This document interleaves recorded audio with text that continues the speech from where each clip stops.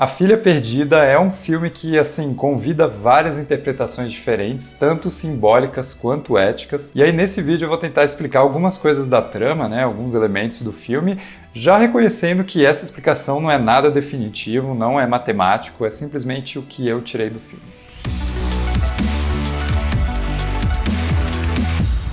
Antes de continuar, deixa eu só dizer que, assim, eu não sou mãe, então, assim, eu acho super interessante essa discussão toda, mas é lógico que eu não faço ideia o que é maternidade. Eu só tô aqui tentando decodificar o que esse filme tá dizendo, lembrando que é um filme produzido por uma equipe de mulheres que, obviamente, tem lugar de fala. Vamos lá. A Filha Perdida é o filme de estreia na direção da Maggie Gyllenhaal. Ela é a irmã do Jake Gyllenhaal e fez a Rachel no Batman Cavaleiro das Trevas. E aqui a Maggie adapta o livro da Helena Ferrante, que é sobre a Leda, uma mulher de meia idade que está passando férias na Grécia. Ela está sozinha ali, está vivendo dias aparentemente tranquilos, até que chega uma família barulhenta, invasiva, que passa a dominar o ambiente. E nessa família tem uma jovem mãe chamada Nina, e a Leda passa a observar a Nina, principalmente nas dificuldades que ela tem ali para cuidar da filha pequena. As coisas se complicam quando essa menina desaparece, e aí todo mundo fica maluco procurando ela na praia, até que a Leda encontra a menina e devolve para a mãe, devolve para a família, mas ela fica com a boneca da garota sem ninguém saber. E aí a gente tem o primeiro grande questionamento do filme, né? Por que que a Leda, uma mulher inteligente e aparentemente madura, por que que ela pega essa boneca e fica com essa boneca para ela e não conta para ninguém? Vamos chegar lá, mas por enquanto é importante a gente entender que esse filme pretende discutir as expectativas sobre a maternidade e a pressão que a sociedade exerce sobre as mães, né? E o quão bem elas desempenham esse papel. Assim, eu acho que várias situações no filme servem para quebrar essa ideia da perfeição materna, né? De que uma mãe nunca pode perder um filho de vista, de que ela sempre tem que conseguir fazer uma criança parar de chorar, enfim, etc. Para isso, a gente tem três personagens que representam diferentes facetas da maternidade. A Nina, por exemplo, que é a mãe jovem, né? Ela tá no olho do furacão ali. Você vê que, apesar de ela amar a criança, ela se sente extremamente esgotada e, assim, a gente sente o quão trabalhoso é para ela dar atenção para a criança o tempo todo. E justamente por isso surge uma conexão quase imediata entre ela e a Leda, né? Já que a Leda meio que representa o futuro dela, né? Ela é uma mulher, assim, mais experiente, que já passou por esse início turbulento e sobreviveu. E ao mesmo tempo a Leda olha para Nina e se identifica e lembra de quando ela estava passando por aquilo. Então existe uma boa dose de admiração entre as duas. E é legal que é uma admiração não verbalizada, né? As personagens simplesmente trocam olhares e algumas linhas de diálogo bem sutis, mas que deixam claro que elas meio que estão se entendendo, né? Que elas estão encontrando esse companheirismo não dito. Bom, de qualquer forma, ao longo do filme a gente vai tendo pinceladas desse passado da Leda como mãe também, e a gente vê que ele também foi extremamente traumático, que ela se sentia sufocada o tempo todo e que isso estava afetando a vida profissional, a vida pessoal, a vida sexual dela. E até hoje essas lembranças têm um peso enorme na vida da Leda, né? Quando ela pensa nisso, ela chega a quase desmaiar várias vezes no filme. E tem um detalhe interessante nesse passado, que ela aparece várias vezes ali ensinando as crianças a cortar uma rodela de casca de uma fruta de forma perfeita, né? De forma que essa rodela siga ali sem quebrar, sem nenhuma interrupção. Então isso é também um simbolismo que ela está perpetuando esse lance de que a vida e a maternidade tem que sempre seguir o mesmo caminho pré-determinado, o mesmo fluxo ali numa única direção. Bom, de volta às atrizes, tem ainda uma terceira personagem que é a Kali. Ela faz parte dessa família barulhenta ali e ela representa a maternidade idealizada, né? Ela está grávida do primeiro filho e como ela ainda não passou por toda essa fase turbulenta que as outras duas já viveram, ela meio que se sente no direito de julgar as atitudes das outras mães. Por exemplo, quando a Leda não lembra de detalhes da infância dos seus filhos, ela fica horrorizada. Ainda assim, por mais discriminatório que seja o olhar da Kali para Leda, eu acho que tem um quê de curiosidade enigmática ali. Ela fica tentando decifrar a Leda, que eu acho que ajuda a acrescentar algumas camadas para essa personagem também.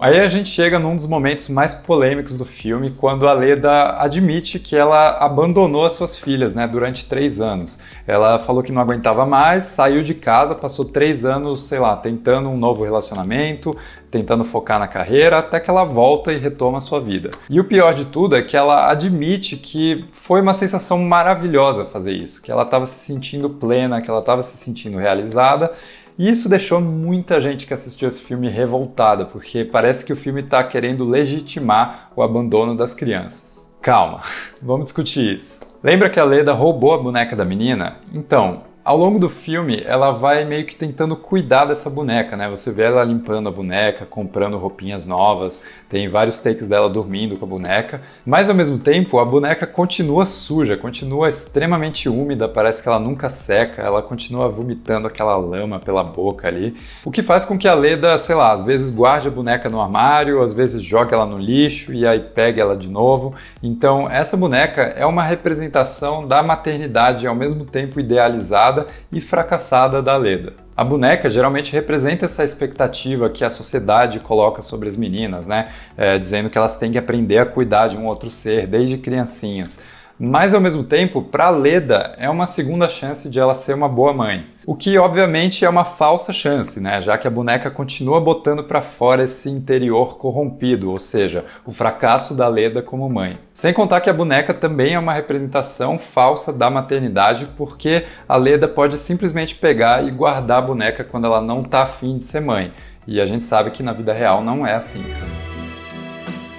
Bom, aqui a gente parte para o significado da ambientação toda da história. Ou seja, na trama, a Leda está nessa ilha grega paradisíaca, ela se encontra nesse local idílico, mas ela continua sendo importunada por vários elementos da ilha que impedem que ela consiga ficar totalmente em paz. Além da família perturbadora que reflete os seus momentos sufocantes como mãe, a própria ilha parece querer expulsá-la dali, já que ela passa o filme inteiro sendo, sei lá, atacada por pinhas que caem de árvores, importunada pela luz e pelo barulho do farol ali que invade o apartamento. Ela acorda com um inseto fazendo barulho no travesseiro do lado e até as frutas que ela tem ali na cozinha, quando viradas, estão completamente podres e deterioradas. Isso tudo é um grande simbolismo de que a fuga da Leda, esse abandono dela buscando paz, é uma grande ilusão. Ela nunca vai encontrar essa paz desse jeito, abandonando as filhas, então isso é uma grande culpa que ela vai carregar para o resto da vida. Mas então, um filme que estava empatizando com essa dificuldade da maternidade, dá essa volta toda para no final simplesmente condenar a mãe como todo o resto da sociedade?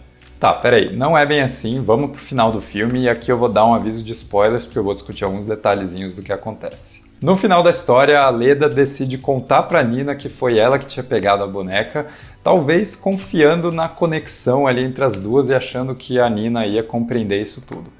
Não é o que acontece. Cara, a Nina fica indignada e aí ela dá uma espetada, né, uma alfinetada na barriga da Leda e vai embora. E assim a Leda fica machucada e também toma um choque de realidade, já que é como se ela tivesse tentado dialogar com a sua versão mais jovem e explicar para ela por que ela tomou aquelas atitudes, mas ao invés de ser compreendida, ela se depara com a verdade de que o que ela fez foi simplesmente errado. E aí ela vai embora, né, cada vez mais machucada e acaba caindo ali na praia exatamente no limiar entre a terra e o mar. A gente pensa na hora que ela morreu e assim, o filme vinha flertando com essa ideia, já que essa é a primeira cena do filme. Mas a Leda acorda no dia seguinte e aí liga para as filhas e parece estar finalmente, genuinamente feliz de estar falando com elas. Só que ela também aparece descascando aquela mesma fruta daquele jeito perfeccionista ali. E isso pode significar algumas coisas diferentes. Primeiro, o ato de descascar a fruta daquele jeito parece sugerir que a Leda finalmente se rendeu a esse caminho pré-determinado que a sociedade criou para a maternidade. Segundo, o fato de essa fruta aparecer do nada na mão dela talvez signifique que a Leda de fato morreu ali e o que ela está vendo é simplesmente, sei lá, alguma ilusão de redenção que ela obteve. E nesse sentido, o corpo dela fica deitado exatamente no meio ali entre a terra e o mar, ou seja, entre a realidade dura da maternidade